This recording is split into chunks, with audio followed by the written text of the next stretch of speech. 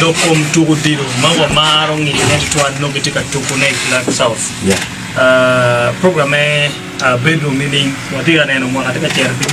nang bawache. Afo ito tell mara really mad. Yo yada ima mo karne. Wabedo ke sub counties abeya. Ato wange enyo. But sub counties are D, but Black South in general. Enyo ma gamente tika konya na ma tiki administrative unit. Tima ramu gana bi fully fledged ya digana bi che. Okay. Abi yo ala bol karti ngi jeno kar biiro mar gubu logo ge ko je bedo tu nyale sub county ada. So madam wakero wange ni wakera chwa magacha no bera chwa no foot petty sub county era manu mati office ba honorable Gilbert era chwa sub county be ka wakoro ngaga mende do mo bitwa la vote mo memo khone wange ni wanero because mir wati no lwal o mi town council so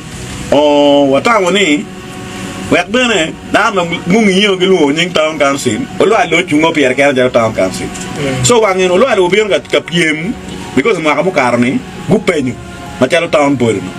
nge wan pa wana wa imposing without gena ge penyo ti wa neno ko gi ti wa pebe ja gena wana wa yugo no gena go yugo ki pe kan gi ti wangen wa considering gen matelo town council pier ka so we be sub county is a board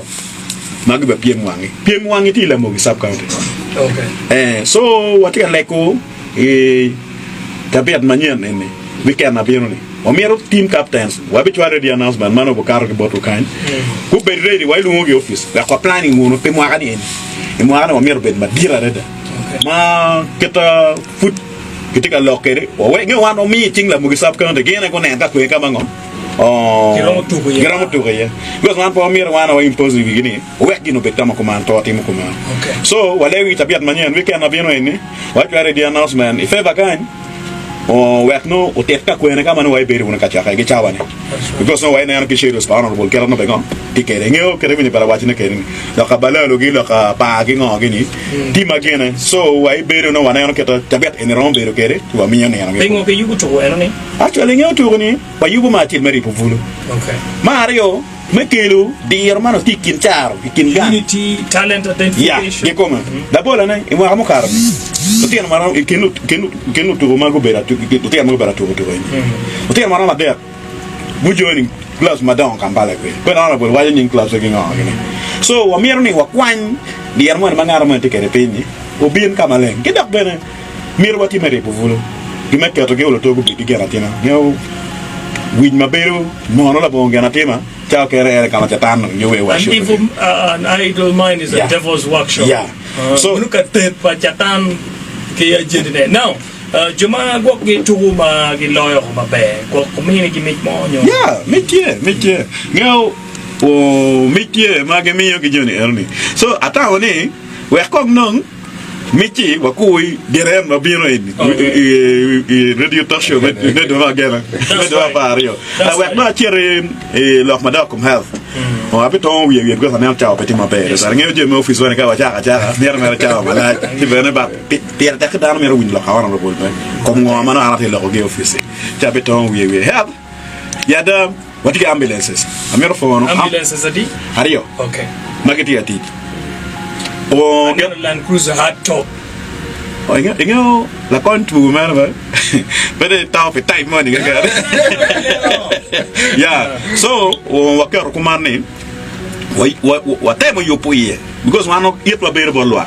ni ambulance ma honorable Gilbert wil ngi mo te kam yo ko ma be ti wa no ni chao kene no ngo ambulance te bere yo total because wa ka ambulance bere water ken no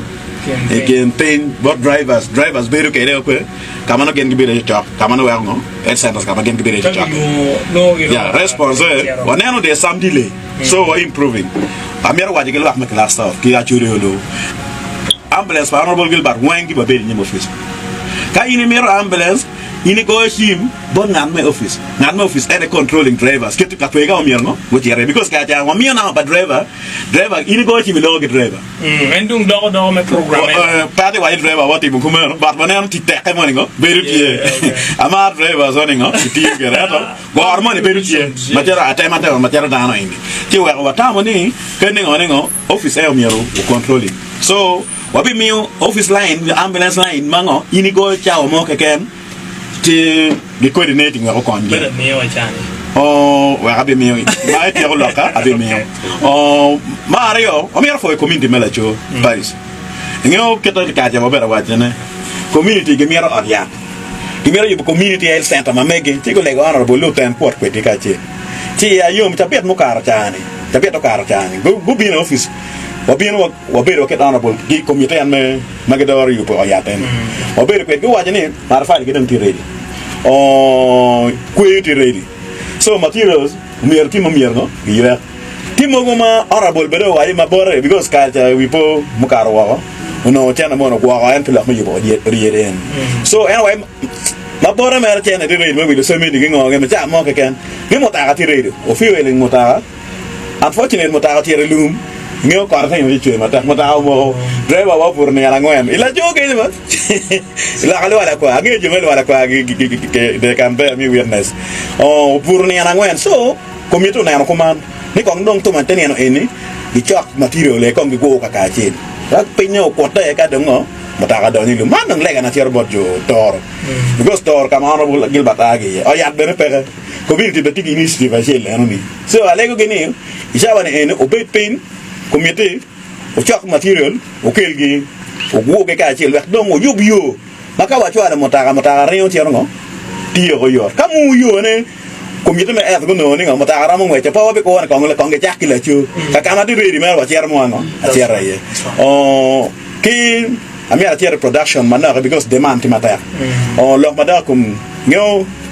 Joma ka jago no kuri ana bolu bera mi na go bera dwa kwa fo men kuri no chalo ko da nyugi ko di saya bien gi ko yan go bera dwa kwa fo ana de man tie ngo ana bol gel ba na no fu ni wana mo wa ti ko fu ka wa ti o fu wi ter wa da ka de kulu ti mo ka mo ka ra bera mi no jem gi group ma gi fu pa da jem jara nya gi yo ti gi ko ni mo ken ana bol bera wi legi so wa ngen de man tie ti de dar no biro as an individual that one waje gene kani ko nyangara sira chil bermo so gu better grubi e paris money en tiku cho nyingi mutu ale office board because wati na neni mafuta ya o ni nda para bi o mi ero go bi lo korio eta no mi ko wanyang da di matika mi ero ko di en geta ko re mo mango gen ge mi ero honorable no kwanya chena ne kero wi len ko en ti wa mi